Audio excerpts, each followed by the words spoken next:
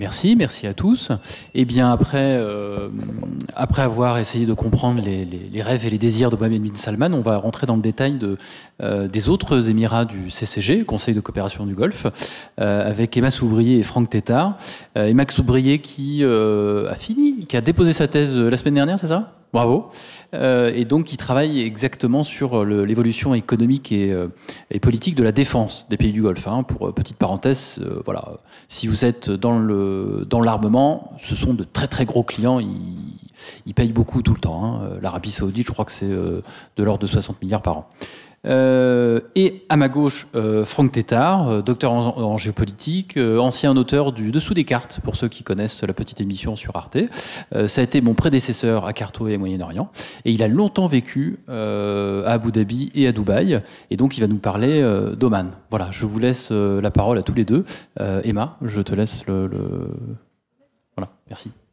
Même système que tout à l'heure, une vingtaine de minutes, et après, on échange avec la salle. Bonjour. Alors, je voudrais remercier Jean-Marco et toute l'équipe de Sciences Po Grenoble pour m'avoir invité à cette conférence. Et je voudrais également m'excuser comme Fatia pour ma voix toute cassée. Voilà, on va mettre ça sur le coup de la retombée de pression qui arrive juste après le dépôt d'un gros bébé comme une thèse. Voilà.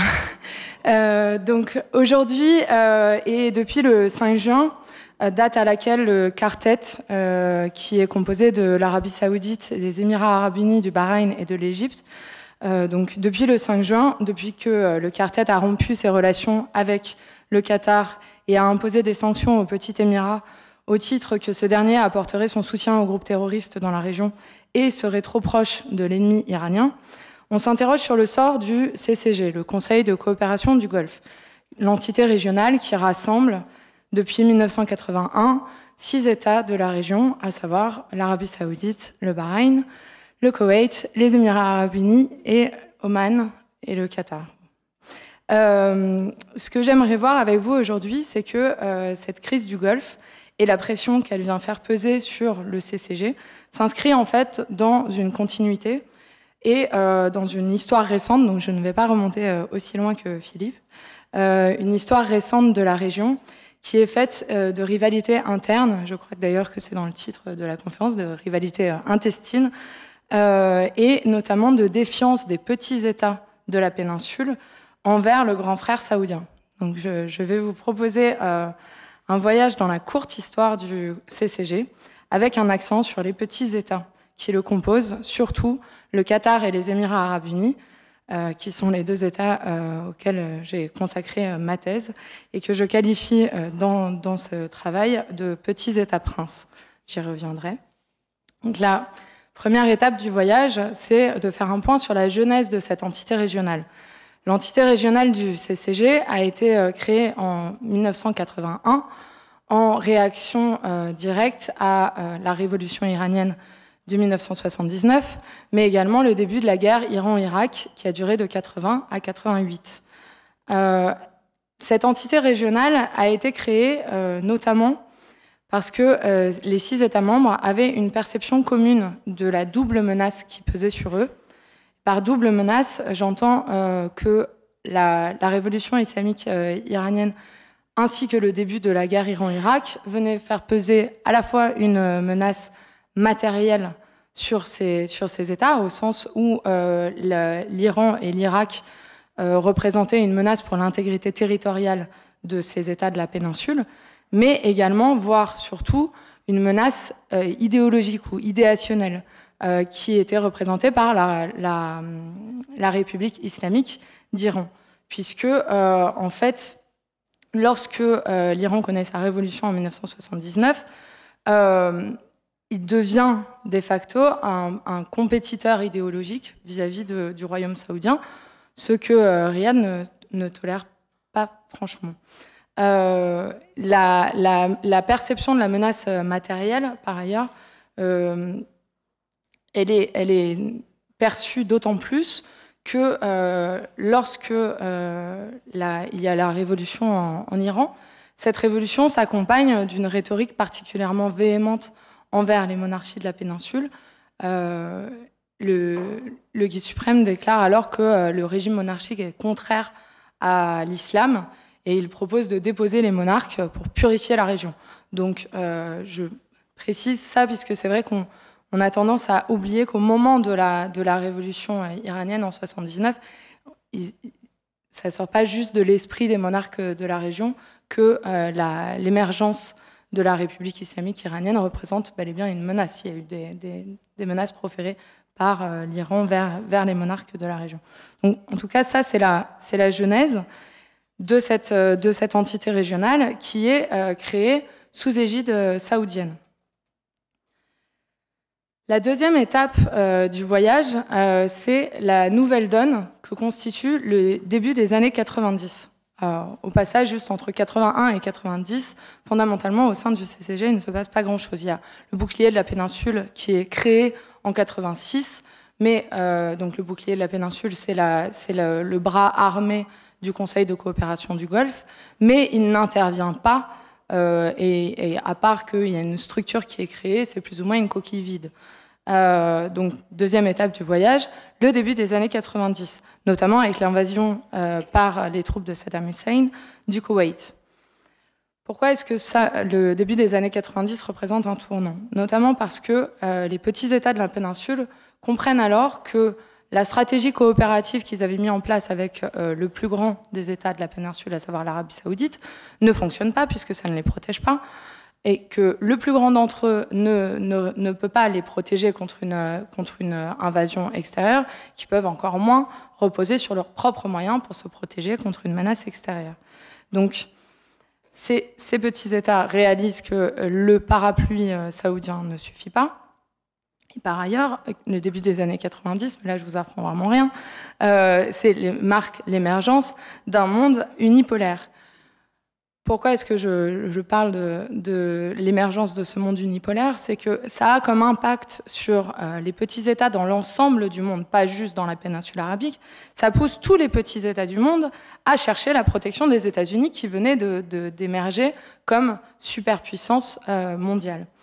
Au sein du Golfe, ce qui est intéressant, c'est de voir que la collusion de ces événements régionaux et internationaux a un impact direct sur la stratégie sécuritaire qui est mise en place par les petits États du Golfe, et notamment par le Qatar et les Émirats arabes unis, qui mettent en place une stratégie assez originale où ils diversifient en fait leur partenariat pour se ménager un savant dosage d'influence et d'autonomie relative. Donc je précise, en fait, si on revient à 81, les petits États du Golfe, notamment le Qatar et les Émirats, se mettent sous parapluie saoudien, sachant que l'Arabie saoudite est elle-même alliée avec les États-Unis. Donc en fait, ils bénéficient par ricochet de la protection américaine.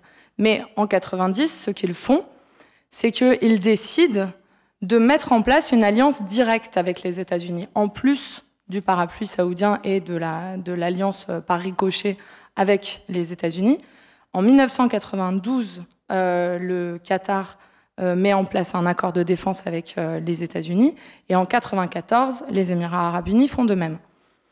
Donc, ce que ça signifie, c'est que les petits États du Golfe, à ce moment-là, équilibrent une trop grande dépendance vis-à-vis du royaume saoudien en termes sécuritaires, en doublant leur alliance sécuritaire avec le royaume saoudien, d'une alliance directe avec les États-Unis. Et ce qui est particulièrement intéressant, c'est qu'ils ne s'arrêtent pas là, puisque à échelle internationale, ils cherchent également à contrebalancer une trop grande dépendance vis-à-vis des États-Unis. Du moins, c'est mon hypothèse, c'est qu'ils cherchent à contrebalancer une trop forte dépendance envers les États-Unis en mettant en place des accords de défense avec deux autres puissances internationales, à savoir la France et la Grande-Bretagne. La chronologie des accords de défense mis en place par le Qatar et les Émirats arabes unis est assez parlante à cet égard, puisque, je disais, le Qatar et les États-Unis mettent en place un accord en 92, les Émirats et les États-Unis en 94, et il y a... le Qatar met en place un accord de défense avec la France en 94 et les Émirats en 95, Et avec la Grande-Bretagne, les Émirats mettent en place un accord en 1996. Par contre, le Qatar attendra 2006 pour avoir un accord de défense avec la Grande-Bretagne. J'appelle ça en fait, un équilibrage de puissance par truchement d'alliances. Il se méfie de toute trop grande dépendance vis-à-vis de la grande puissance régionale, mais aussi de la grande puissance internationale. Et donc, il contrebalance sans cesse une trop grande dépendance envers l'un en mettant en place des alliances avec d'autres. Une fois qu'on a dit ça, ça c'est la dynamique commune au Qatar et aux Émirats arabes unis à partir du début des années 90. Néanmoins, on peut aussi constater que leurs stratégies sécuritaires commencent à diverger à ce moment-là, au sens où le Qatar, depuis le début des années 90, a essentiellement privilégié son rayonnement diplomatique et a peu ou prou délégué l'ensemble de sa sécurité à ses partenaires extérieurs. Il a en gros concentré sa stratégie sur trois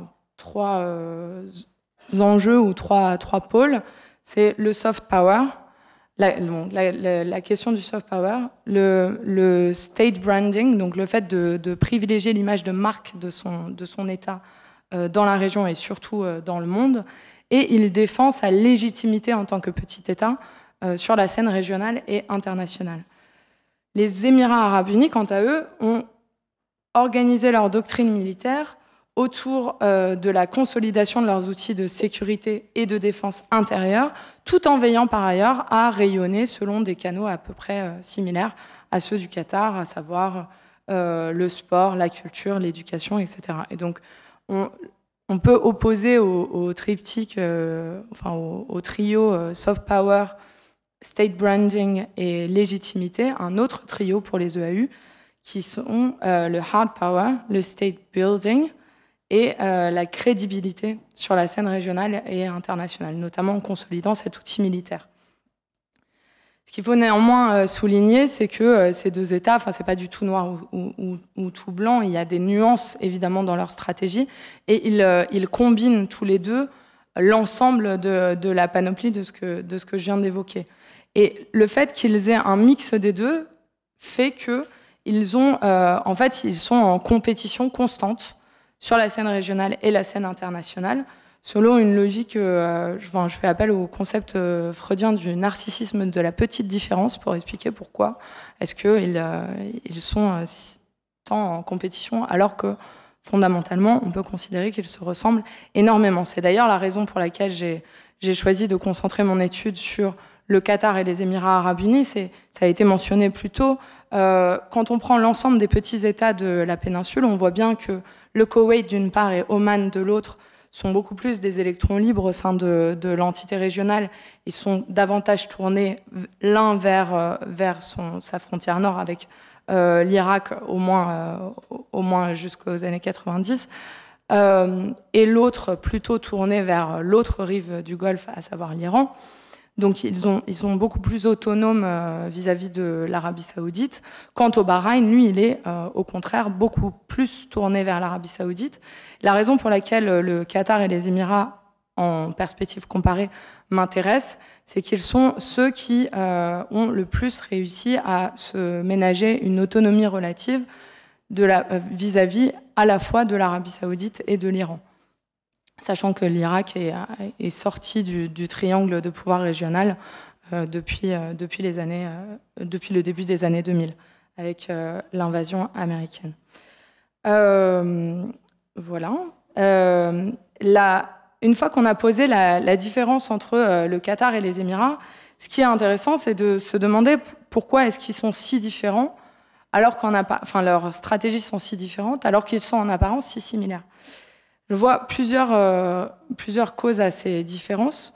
La première, c'est une question de différence démographique. On peut considérer que les Émirats arabes unis sont un petit État, alors que le Qatar est un micro-État. La population du Qatar, c'est 300 000 personnes a priori. Donc on ne construit pas le même type de structure de stratégie sur une population de 300 000 personnes et sur une population de 1 million, qui est relativement plus conséquente, mais aussi et surtout le fait que les Émirats soient donc une fédération, ce qui a demandé au leadership d'articuler des stratégies intérieures qui permettent de d'abord consolider sur la scène intérieure avant de se projeter à l'extérieur, que le Qatar n'avait pas trop ce problème-là. C'est aussi et surtout, à mon sens, la perception du prince et les réseaux autour du prince, donc les réseaux d'influence sur lui et les réseaux de clientèle du prince, qui expliquent ces divergences de politique, que ce soit politique étrangère ou politique de défense, sachant que les deux sont extrêmement entremêlés. Et en termes de prince, donc on en parlait, c'est ceux qui émergent dès les années 90 au Qatar et aux Émirats arabes unis, à savoir respectivement Hamad Ben Khalifa au Qatar et Mohammed Ben Zayed aux Émirats arabes unis, qui sont les deux princes qui portent en fait quasiment à eux seuls la nouvelle stratégie mise en place par leur État. Ce qui est ensuite intéressant à voir comme quatrième étape du voyage, c'est ce que le printemps arabe vient mettre, quel est l'impact du changement régional avec les printemps arabes sur les stratégies et les contrastes de ces deux États. En réalité, ces deux petits États-princes, à la lumière du printemps arabe, ont cristallisé, ont vraiment en fait confirmé la divergence de leur stratégie sur la scène régionale.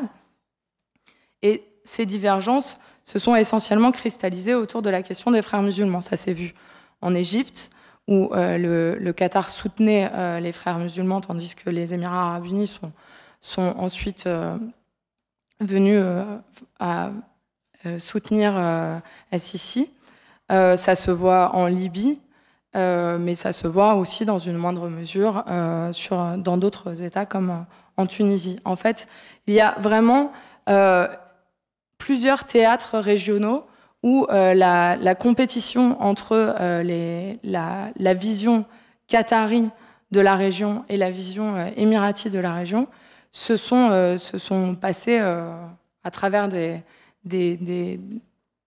alors, je ne veux pas parler de proxy parce que ça supposerait qu'il y a une guerre véritablement, mais il y a vraiment des groupes qui se sont opposés dans un certain nombre de pays selon ces lignes de fracture, stratégie qatari qui a soutenu les frères musulmans et stratégie émirienne qui ne voulait absolument pas des frères musulmans. La question qu'on peut se poser, c'est qu'est-ce qu'il advient du Conseil de coopération du Golfe dans ce contexte, vu que ce nouveau contexte régional a confirmé les divergences de stratégie des deux États. De manière assez intéressante et pas si surprenante que ça, en réalité, de 2011 à 2014, le printemps arabe a davantage eu pour effet de ressouder le Conseil de coopération du Golfe ensemble, selon une logique assez familière, qui est que face à l'émergence d'une menace considérée comme existentielle par ses membres, le Conseil de coopération du Golfe se ressoude ensemble dans un front monarchique et solidaire face à l'adversité. L'adversité étant, encore une fois, double, puisque il y a évidemment la menace dont on a parlé comme l'effet domino des printemps arabes. Les monarques du Golfe tremblent que la vague révolutionnaire puisse également les emporter. Et d'ailleurs, on voit que le Golfe n'a pas été complètement à l'abri du printemps arabe, puisqu'on a vu un printemps bahreïni, dans une moindre mesure un printemps omanais, et un printemps yéménite. Bon, même si le Yémen ne fait pas partie du Conseil de coopération du Golfe, c'est quand même important de le mentionner. Mais passer cette première étape de resolidarisation des États membres du CCG face à cette adversité, on voit réapparaître leur divergence et même leur compétition sur la scène régionale. C'est ce dont je parlais pour le Qatar et les Émirats, mais c'est également valable entre l'Arabie saoudite et le Qatar, ce qui s'est particulièrement vu en Syrie, où ils étaient tous les deux en soutien de groupes d'opposition au régime, mais pas les mêmes groupes d'opposition. Ça n'a d'ailleurs pas forcément aidé sur le terrain à avoir une consolidation d'une opposition contre le régime. Donc, en 2014, pourquoi j'arrête à 2014? Parce que en 2014, il y a un premier indice de la crise qu'on connaît aujourd'hui, puisque en mars 2014, si mes souvenirs sont bons, les mêmes en fait qui ont mis le Qatar au banc du CCG aujourd'hui rompent leurs relations diplomatiques avec le Qatar, ils retirent leurs ambassadeurs du Qatar, mais cette crise-là, un peu pour les mêmes raisons que la crise d'aujourd'hui, cette crise-là est résolue assez rapidement. Le Qatar semble rentrer dans le rang. Et voilà, mais bon, en tout cas, la crise de 2014 a bien montré que la réunification du Conseil de coopération du Golfe face à l'adversité était pour le moins fragile.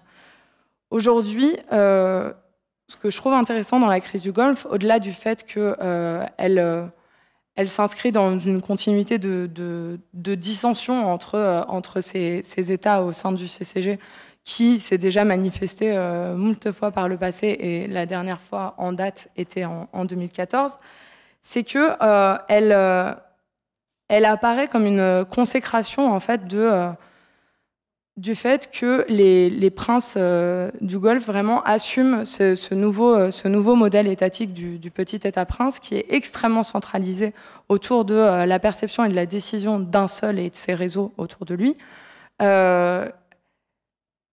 Et ce qui est particulièrement intéressant, c'est que, à mon sens, la reconfiguration étatique au sein du royaume saoudien dont parlait Fatiha tout à l'heure, elle disait à juste titre que MBS regarde vers Mohammed Ben Salman regarde vers Mohammed Ben Zayed. Et en fait, ce qui se passe aujourd'hui au sein du royaume saoudien, ça pourrait n'être ni plus ni moins qu'une tentative de mettre en place le modèle émirien, mais dans une certaine mesure, c'est également le modèle qatari en termes de centralisation du pouvoir et de mise en place d'un pouvoir qui passe uniquement par la perception de la personne qui est à sa tête et de ses réseaux de clientèle. Nouveau réseau de clientèle, puisqu'il faut tuer les précédents pour instaurer les siens propres. C'est ni plus ni moins que la tentative de mettre en place, évidemment, c'est déformé par ma recherche, mais la tentative par Mohammed Ben Salman de mettre en place le modèle du petit État-prince au sein du royaume saoudien, qui lui n'est pas tout à fait un petit État. Donc ça pose beaucoup de questions sur quelle est la possibilité de réussite d'un modèle importé des Émirats dans un royaume qui est autrement plus grand, dont la démographie est autrement plus importante. Et bon, je n'ai pas la réponse, mais on peut se poser la question. En tout cas, aujourd'hui, on peut considérer que la crise du Golfe montre que ce modèle du petit État-prince est consacré, est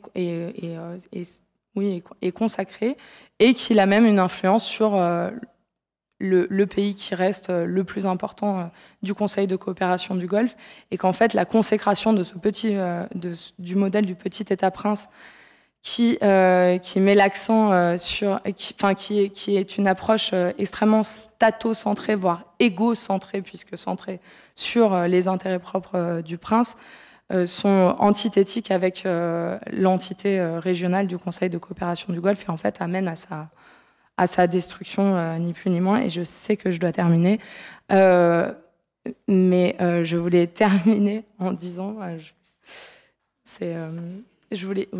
terminer en disant que le Conseil de coopération du Golfe aujourd'hui, on voit que il est en fait non seulement mis à mal par l'égocentrisme d'une certaine manière de la politique mise en place par les leaders des trois qui décident de son sort aujourd'hui, mais le fait qu'il soit en souffrance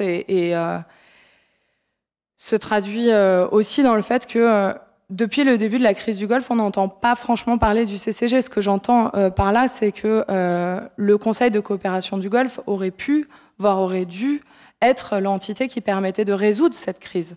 Quand on a une crise à l'intérieur de l'Union européenne, on peut penser que l'Union européenne sera l'instance qui va mettre en place des négociations internes pour résoudre la crise en interne, plutôt que ça se passe comme ça s'est passé. Donc le simple fait que le Conseil de coopération du Golfe ne soit nulle part en fait dans les négociations, si tant est qu'il y en ait aujourd'hui, mais pour résoudre la crise du Golfe, montre bien que cette crise du Golfe marque sinon la fin, en tout cas un énorme tournant dans le Conseil de coopération du Golfe. Voilà. Merci Emma. Bon, on passe tout de suite la parole à Franck Tétart.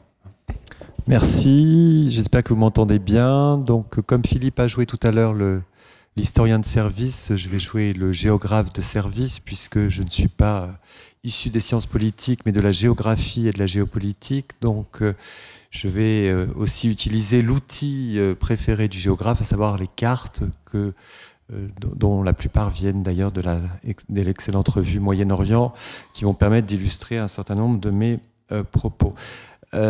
Après cette première remarque, j'en aurai une seconde. Vous avez vu le titre de mon intervention, un vilain petit canard au sein du Conseil de coopération du Golfe. Alors ce n'est pas moi qui ai donné ce titre, et la question qu'on peut se demander, c'est pour qui eh bien, Oman est-il un vilain petit canard? En tout cas, ce qui est certain, c'est que le sultanat d'Oman joue un rôle de médiation important à l'échelle régionale entre l'Arabie et l'Iran, mais aussi à l'échelle internationale entre l'Arabie, l'Iran et les États-Unis. Et ce que je vais essayer de vous montrer, en tout cas en essayant d'appréhender un certain nombre de raisons qui peuvent expliquer ce positionnement assez particulier à l'échelle de la région du Golfe. Mais pour ce faire, je vais vous montrer quelques cartes.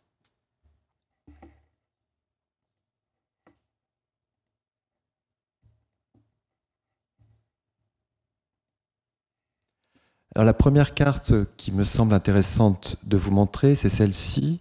C'est pas moi qui l'ai faite, mais à mon avis, elle résume assez bien la position géographique de cet État souvent peu connu qui s'appelle le sultanat d'Oman. Et on voit d'emblée que ce sultanat d'Oman, par sa position au sud, et on pourrait dire même au sud-est de la péninsule arabique, est un lieu eh bien, au croisement de plusieurs espaces et espaces d'influence. Évidemment le monde arabe, puisqu'il est au sud de la péninsule arabique, mais également en lien direct avec la rive qui se trouve face à la péninsule, la rive donc iranienne et donc l'Iran, et puis également en connexion avec le monde indien, et plus au sud, il représente une interface maritime très longue, plusieurs milliers de kilomètres sur l'océan Indien. Qui dit océan, dit ouverture, dit commerce. Et l'une des caractéristiques fondamentales à côté de cette position géographique qui va devenir géostratégique, et je vais y revenir dans un instant, c'est de voir que dans l'histoire, en raison de cette ouverture maritime très importante, eh bien, Oman ne s'est pas cantonné à cet espace au sud de la péninsule, mais a véritablement fondé un véritable empire qui s'est étendu sur 3 continents, l'Asie avec le sud de l'Iran et la région plus particulièrement du Baloutchistan, donc une grande partie des côtes de la péninsule arabique, donc celle de Oman actuelle, un petit bout de Yémen, mais également une influence à l'intérieur du Golfe Persique, et puis vous voyez le long des côtes africaines, de la pointe de la Corne de l'Afrique jusqu'à l'actuel Mozambique.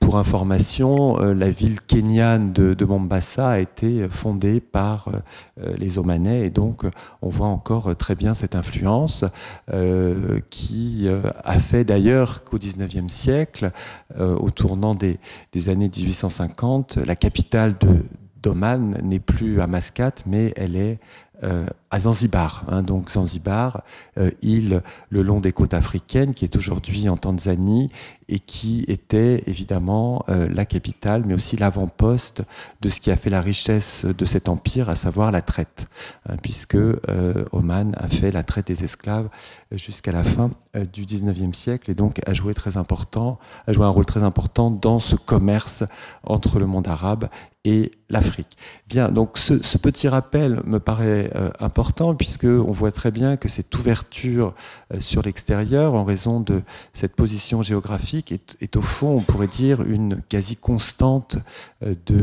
d'Oman, même si effectivement je n'aime pas trop le déterminisme géographique. En tout cas, évidemment, il a façonné une partie de l'histoire d'Oman et il fait qu'aujourd'hui, Oman a sans doute un positionnement particulier dans la région du Golfe. Alors revenons maintenant à une carte un peu plus traditionnelle de la revue Moyen-Orient et qui nous montre au fond pourquoi Oman est finalement une interface, non seulement dans l'histoire entre différents mondes, mais également aujourd'hui. Peut-être déjà 2 mots sur Oman. Vous voyez ce grand territoire, près de 300 000 km², mais une population, somme toute, très réduite. On est à peu près 4 millions d'habitants, dont à peu près 30 à 40% d'étrangers, ce qui veut dire que la population omanaise, au fond, est très faible. Et sur cette superficie équivalente à l'Allemagne, on a une population véritablement peu importante et on pourrait quasiment dire que Oman est vide. En tout cas, la densité est très faible. C'est ça que je voulais souligner avec cette idée-là. Alors pourquoi vous dire cela? C'est qu'on a à Oman une concentration importante de la population à la fois dans 2 zones, le long des côtes évidemment, mais aussi à l'intérieur dans les zones montagneuses qui sont aussi des zones où vous avez de l'eau et par conséquent traditionnellement a permis le développement. Mais je vais revenir maintenant à la position stratégique d'Oman. Vous le voyez, Oman est non seulement souverain sur un vaste territoire situé dans le sud-est de la péninsule, mais également sur la pointe d'Ormuz que vous pouvez voir sur cette carte. Je vais vous montrer une autre carte peut-être où l'on verra un peu mieux cette pointe d'Ormuz, ce détroit d'Ormuz, à l'extrême pointe des Émirats arabes unis. Vous avez un petit territoire, une enclave qui s'appelle Musandam et qui est sous souveraineté omanaise. Et cette souveraineté omanaise permet le contrôle du détroit d'Ormuz où circule 40% du trafic mondial de pétrole avec l'État qui se trouve de l'autre côté, c'est-à-dire l'Iran. Donc à partir de cette donnée stratégique, on comprend aussi pourquoi les relations entre Oman et l'Iran sont sans doute meilleures qu'entre les autres États du Golfe. Ils ont effectivement, et ils jouent un rôle de contrôle, de surveillance de ce détroit qu'ils partagent avec l'Iran, et ce qui donne lieu d'ailleurs à un certain nombre d'axes de coopération militaire entre les 2 États. Ensuite, petit rappel historique, vous avez dans le sud du territoire Oman une région qui s'appelle le Dhofar, où on a assisté au début des années 60 à un mouvement de libération nationale qui était largement soutenu par le pays voisin, le Yémen, en tout cas les plus marxistes de ce pays, puisque le pays était coupé en 2 à cette époque, et par conséquent, on a eu une tentative de déstabilisation d'Oman. Cette révolte du Dhofar a duré presque une vingtaine d'années, et elle a été, cette révolte, totalement éliminée grâce à 2 acteurs, les Britanniques bien sûr, mais aussi à l'intervention de l'Iran. Et évidemment, cette intervention a créé un certain nombre de liens avec le nouveau pouvoir qui s'était établi sur Oman, à savoir le sultan Qaboos. Et depuis, effectivement, l'Iran reste pour Oman un partenaire d'importance, en tout cas un partenaire qui permet la stabilité, d'où ce choix politique omanais de non-alignement.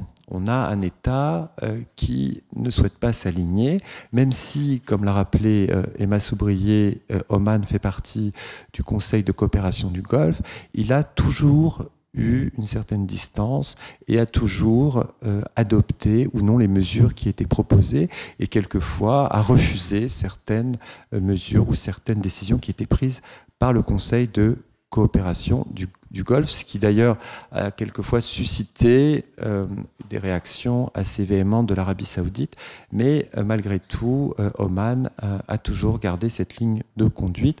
On peut prendre 2 ou 3 exemples. Le premier exemple, le Conseil de coopération du Golfe, on a surtout évoqué le volet militaire, mais au début, à la fin des années 90 et surtout au cours des années 2000, ont été évoqués des volets plus économiques et la transformation de ce Conseil de coopération du Golfe en une sorte de Union européenne, en tout cas, ou en tout cas une union monétaire, une union économique et monétaire. Et la mise en place d'une monnaie unique a longtemps été évoquée.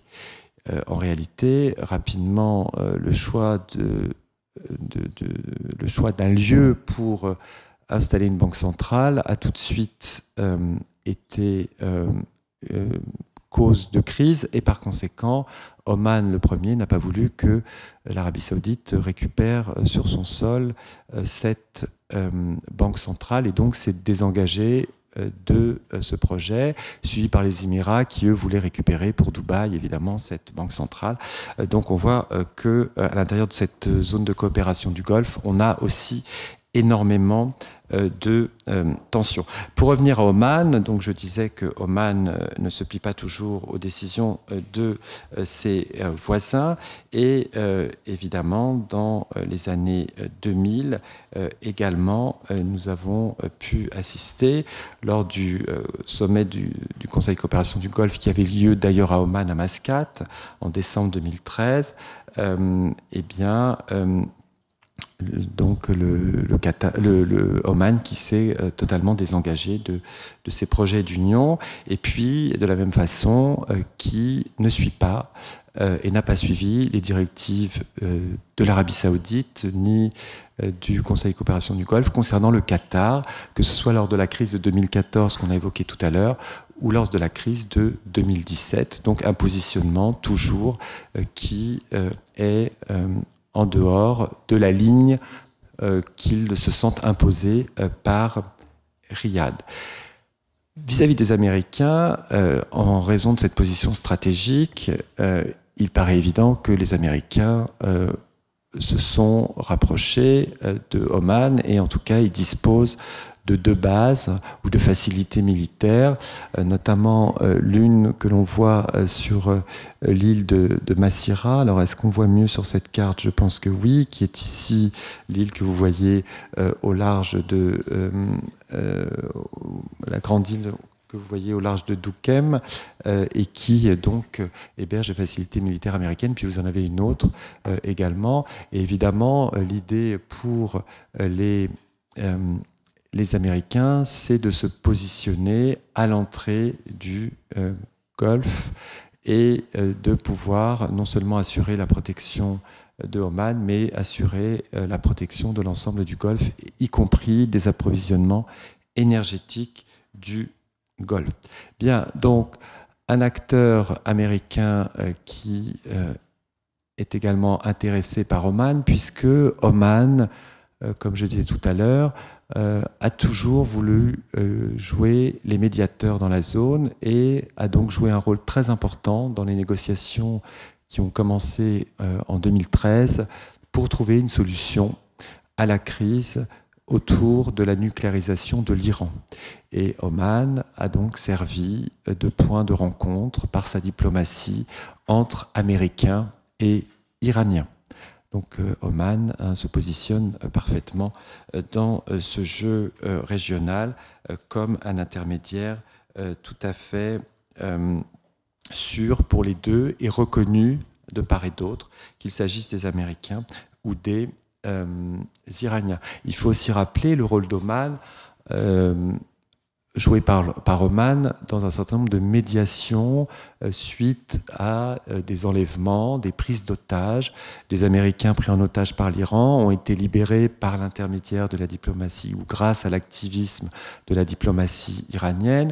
Vous avez eu la même chose lorsque des ressortissants français ou américains ont été enlevés au Yémen. C'est de nouveau cette diplomatie omanaise qui a réussi à résoudre ces problèmes et à faire libérer ces otages. Donc on voit effectivement pour Oman un certain nombre de points importants qui montrent cet activisme et cette volonté de jouer un rôle de médiation et qui sans doute découle de cette position d'interface.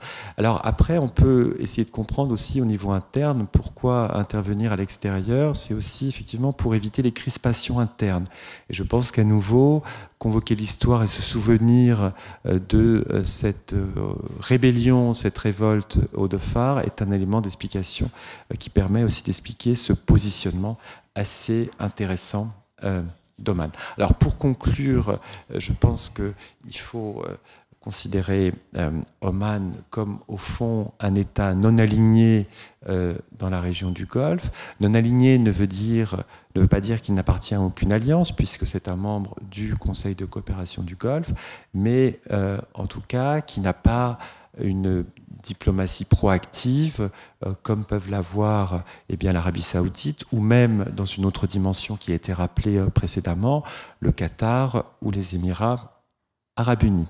À côté de ça, Oman tente de s'adosser sur une image internationale très positive. J'ai rappelé le rôle d'Oman dans la libération d'otages, le rôle d'Oman dans la médiation entre l'Iran et les États-Unis, qui a conduit par conséquent à cet accord du 14 juillet 2015 et qui a donc permis à l'Iran de se réinsérer aux grandes dames de l'Arabie Saoudite dans la communauté internationale et d'être levé des sanctions. Pour information, Oman a pas mal servi au contournement de l'embargo et des marchandises lors de l'embargo américain vis-à-vis de l'Iran. Certains parlent aujourd'hui d'Oman comme la Suisse du Moyen-Orient.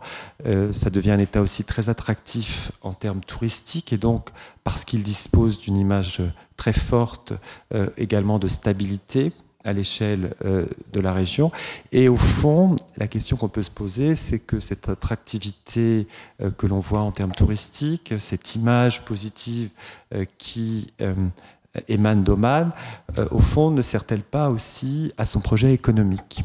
Pourquoi ? Parce que Oman, je l'ai dit tout à l'heure, grand pays, petite population, une économie beaucoup moins dynamique que ses voisins. À la fois, les réserves de pétrole sont moindres, à la fois la diversification a un peu plus de mal à se mettre en place, à la fois on a des inégalités qui restent encore fortes dans la société et on a évoqué tout à l'heure le printemps arabe. Oman, effectivement, a dû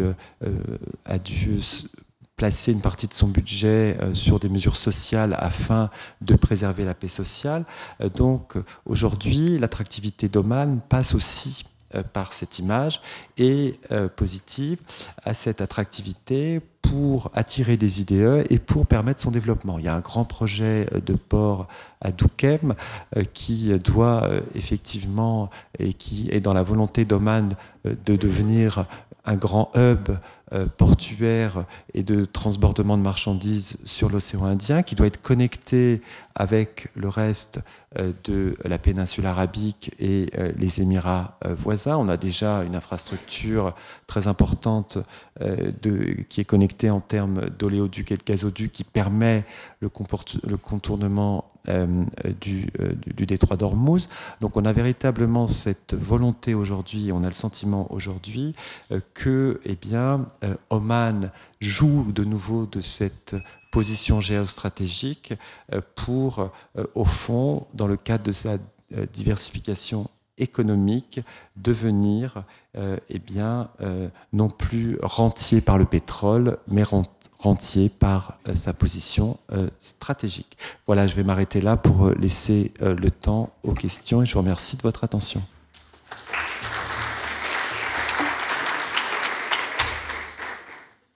On va tout de suite prendre des questions. Est-ce que vous en avez de ce côté-là? Ouais.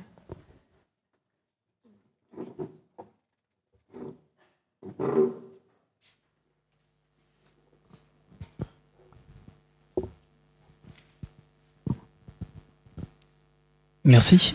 Ma question s'adresse à Franck Tétart.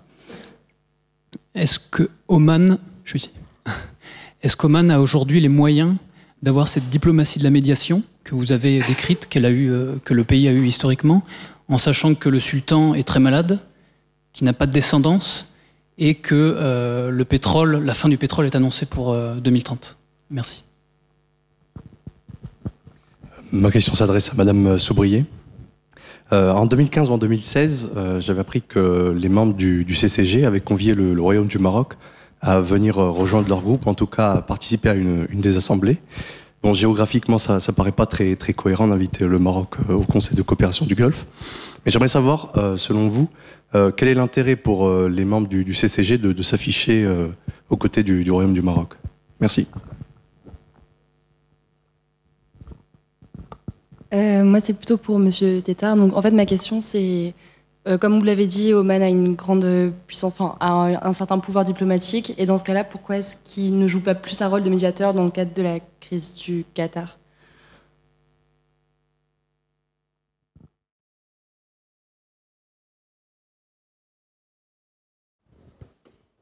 Est-ce qu'il y a d'autres questions? On va déjà commencer par celle-ci. Ah oui, allez-y. Pour vous, Franck Tétart, pardon. Bon, vous avez bien parfaitement recadré la politique de médiation d'Oman, mais c'est pas le seul pays à jouer ce rôle d'intermédiation. Alors vous l'avez dit, c'est surtout, je pense, un rôle de médiation entre l'Iran et les États-Unis, beaucoup plus qu'un rôle de médiation au sein du CCG, je trouve. Le pays le plus important en termes de médiation au sein du CCG, c'est le Koweït. Et c'est un pays qui n'a pas l'histoire et les atouts d'Oman. Oman, c'est la vraie nation avec le Yémen de cette région. Donc, il est clair qu'Oman a toujours eu cette distance vis-à-vis du Royaume d'Arabie Saoudite. Et le Royaume d'Arabie Saoudite, s'il y a un pays sur lequel il n'a que très peu de levier, c'est bien le sultanat d'Oman. Donc c'est vrai que ça peut expliquer aussi... alors moi, je suis assez pessimiste sur l'avenir à cause de ce duopole de choc qui décide d'une politique beaucoup plus dure et qui n'écoute plus du tout justement les deux grands pays médiateurs, à savoir le sultanat d'Oman et le Koweït. Donc ça, c'est un point concernant... concernant l'avenir du CCG, moi je pense qu'il est déjà mort. Hein. On a, tant que les Émirats, enfin Abu Dhabi et Riyad convergent sur un certain nombre de dossiers, les choses sont quand même assez à mon avis, je vois les choses de manière assez pessimiste pour l'avenir du CCG. Peut-être ce qui peut sauver finalement le CCG, c'est que les deux, le fameux duopole, finissent par se fâcher. Et ça peut arriver sur la question du Yémen.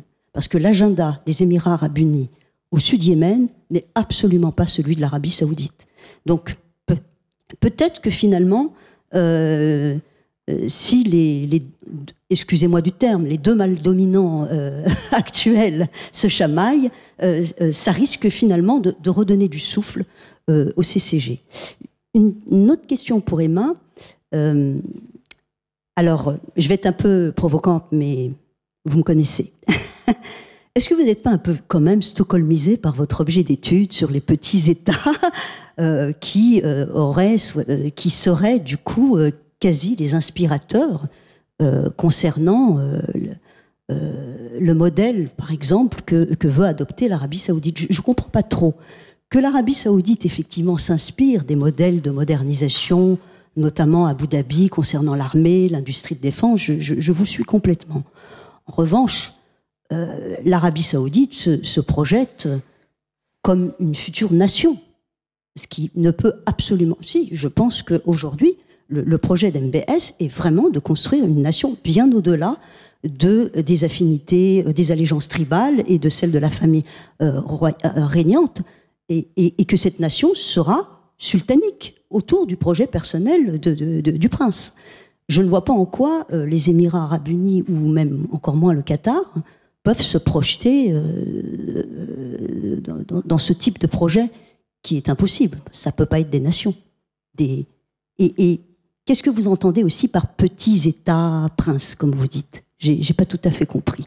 Voilà. C'est tout. Un petit entraînement avant la soutenance.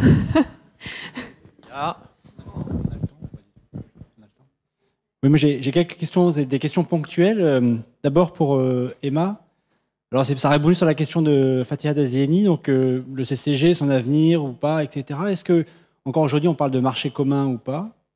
Il y a quand même une zone de circulation qui est libre quand même, qui est une régulation quand même importante du CCG, etc. et qui marche, enfin qui a convaincu beaucoup de gens du Golfe de se dire citoyen du Golfe avec sa petite carte pour passer les frontières, etc. Est-ce que du coup il y a encore des débats?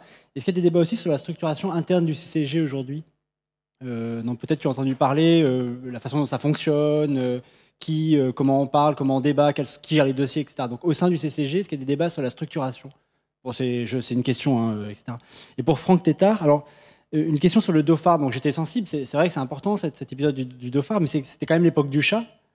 Alors du coup, est-ce qu'il y a une évolution entre-temps? Parce que quand même, le soutien au Dauphin, c'était le chat avec ses troupes, avec les Britanniques. Et maintenant, c'est en face la République islamique. Et c'est vrai qu'il y a une sorte de continuité, mais qui est bizarre à expliquer quand même. C'est assez étonnant, parce que c'est évidemment pas du tout les mêmes relations. Et une dernière petite question après, mais ma question n'est pas prioritaire. Donc si on a un manque de temps, je préfère qu'on réponde aux autres. Hein. L'embargo sur l'Iran. C'est vrai qu'Oman a joué un très gros rôle, mais au fond, les Émirats arabes, le Qatar, on parle personne dans la rue. Enfin, je dirais, donc eux aussi ont fait beaucoup d'affaires avec l'Iran jusqu'à aujourd'hui. Ce qui explique peut-être aussi le fait qu'ils mettent un bémol sur leurs exigences vis-à-vis de l'Iran. Voilà, est-ce que tu peux développer ou peut-être des éléments de réponse à cette question?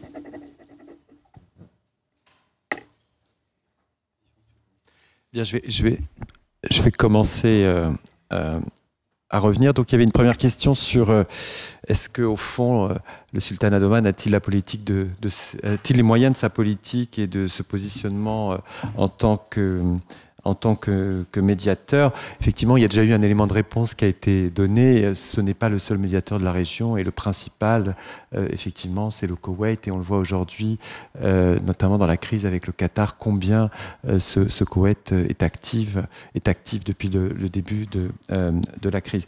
Toutefois, pour les négociations avec l'Iran et les États-Unis, il a joué un rôle fondamental, et il essaye à son échelle de pouvoir apporter des solutions. On voit aussi bien cette volonté d'apporter des solutions à une échelle, je vais dire, plus humaine ou humanitaire, avec les otages et la série d'otages qui ont pu être libérés grâce à sa diplomatie. Mais je ne pense pas que l'ambition du Qatar est de devenir et d'avoir une politique de médiation qui soit la principale cause de sa politique, enfin qui soit vraiment sa priorité politique. Je pense que c'est un État qui est pragmatique. J'évoquais en conclusion son positionnement, qui souhaite effectivement le maintien d'une stabilité régionale, parce que c'est un peu lié aussi à sa diversification, hein, comme vous l'avez annoncé, évoqué.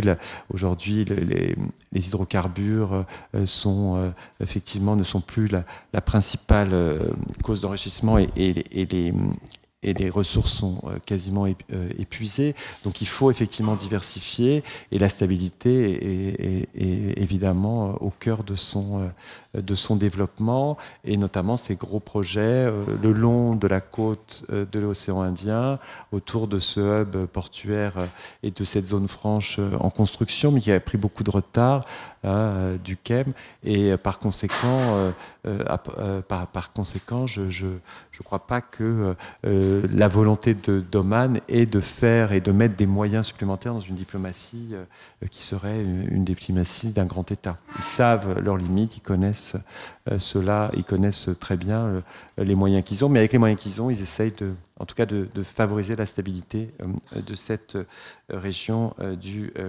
Golfe. Pour revenir donc, ensuite il y avait une question sur la médiation du Qatar. Oui, ça a été effectivement répondu. Ce n'est pas le seul État et le Koweït à cet égard joue un rôle considérable qui dans les différentes crises.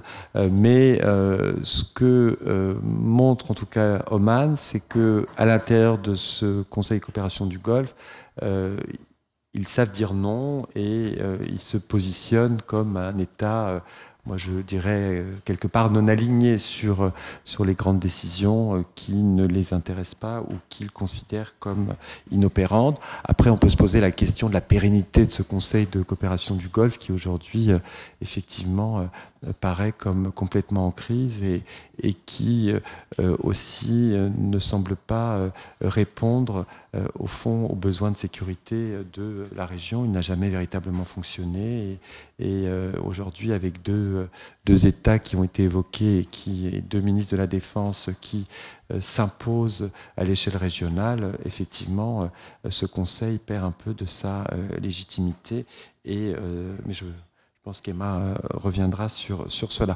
Ensuite, il y avait la question du Dhofar.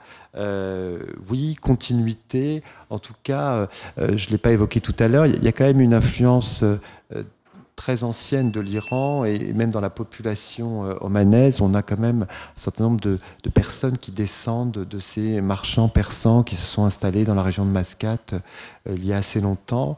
Est-ce que cela peut être un élément explicatif de cette proximité?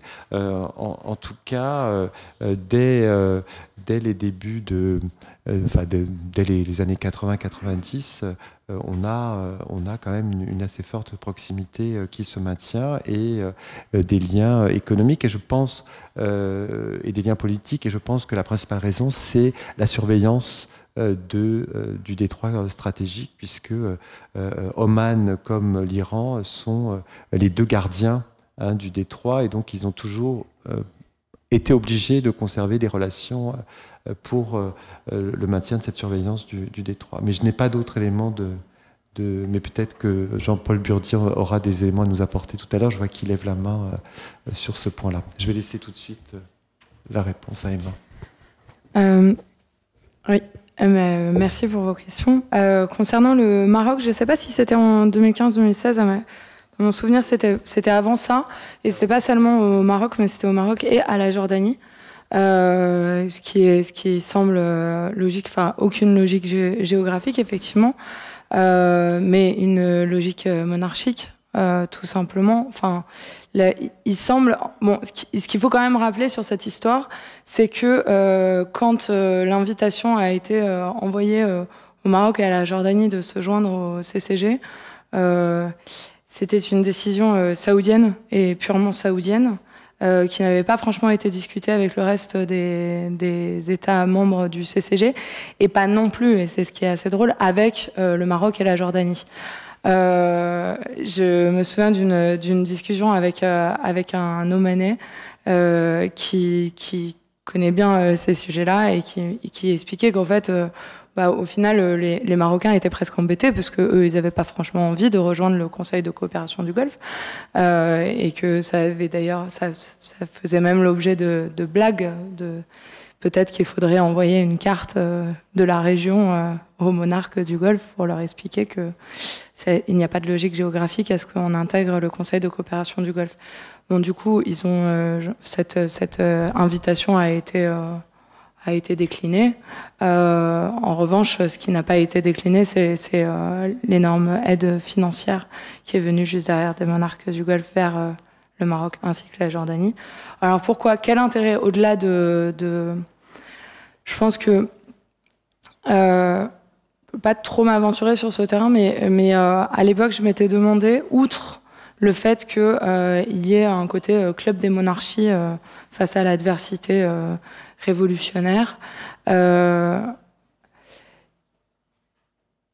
de la même manière que l'alliance entre les Émirats arabes unis et l'Égypte aujourd'hui pourrait avoir un peu cet intérêt-là, c'est que ces pays-là, contrairement aux pays du Golfe, ont des armées très importantes et très bien formées, qui sont autrement plus conséquentes que les armées du Golfe, quoi. Et donc, si on met en place une stratégie de survie, ça peut être bien d'être allié avec des gens qui ont des armées compétentes et conséquentes.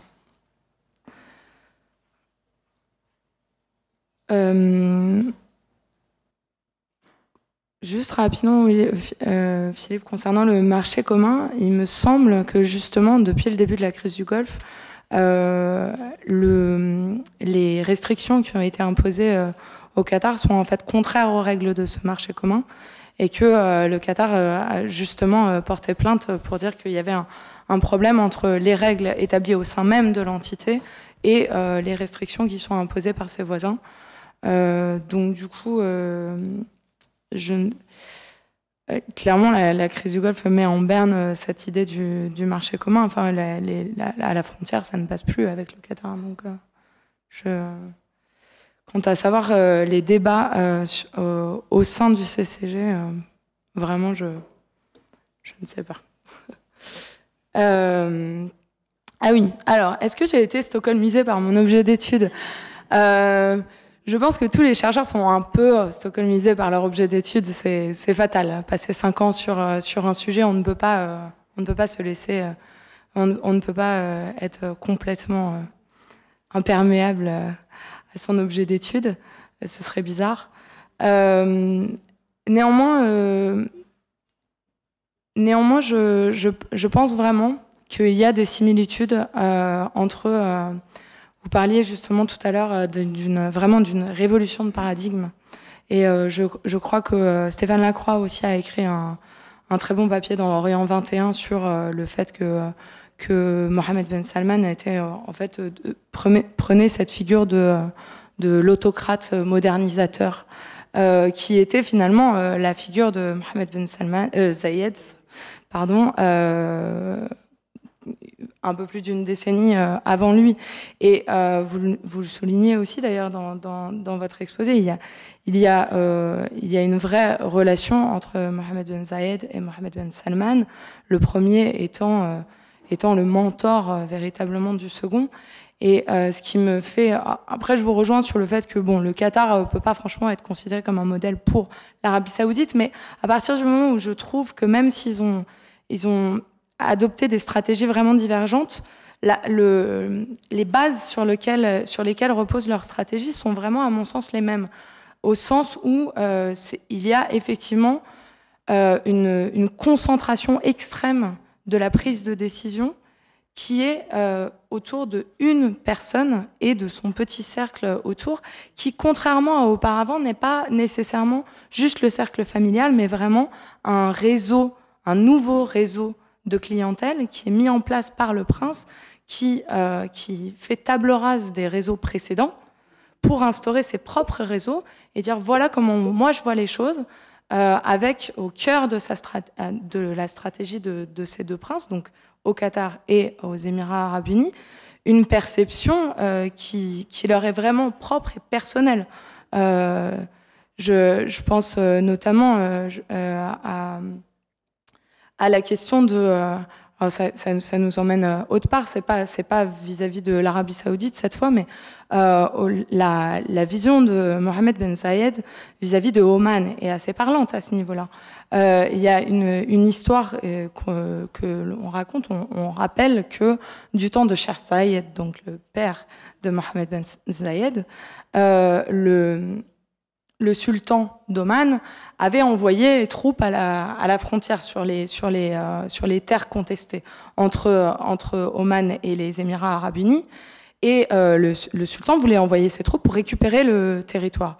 Et Mohammed Ben Zayed, qui était déjà un fringant jeune homme dans les forces armées émiriennes, lui aurait voulu qu'ils aillent affronter les troupes omanaises pour défendre leur territoire. Mais son père n'a pas eu du tout la même réaction.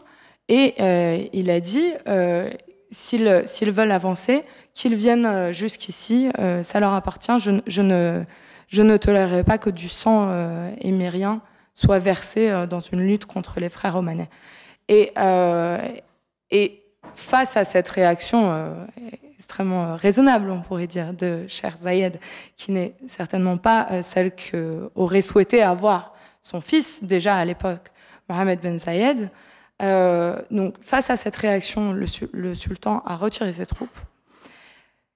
Et on rappelle souvent cette histoire pour dire que depuis lors, Mohamed Ben Zayed s'est méfié des Omanais et que c'est devenu, ça fait partie de sa perception extrêmement personnelle de ce qu'il souhaite mettre en place dans la région. Et donc on raconte, encore une fois, ce sont les petites histoires qu'on raconte dans la région, que la première chose que Mohamed Ben Zayed a fait quand il est arrivé véritablement à une position qui le lui permettait en 2004, à la mort de son père, c'est qu'il a fait renvoyer tous les Omanais qui étaient notamment dans les services secrets des forces armées émiriennes, et qu'il a vraiment renvoyé tous les Omanais, et qu'il a une animosité où il se méfie énormément des Omanais. Ça tient à son histoire personnelle. Et donc c'est vraiment pour ça que je parle des petits États-princes, et ça repose évidemment sur tout un cadre théorique existant, mais c'est vraiment cette centralisation autour de la perception propre aux princes et à ces nouveaux réseaux mis en place sur les cendres des précédents réseaux existants, qu'ils ont vraiment eu à cœur de sabrer, sans mauvais jeu de mots. Mais du coup, c'est un peu ce qui se passe aujourd'hui dans le royaume saoudien. Je serais ravie qu'on continue d'en discuter après, Fatiha. Eh ben, merci, on se dit tous merci. Donc demain ça continue, vous le savez tous, et ce soir ça continue, et voilà, bonne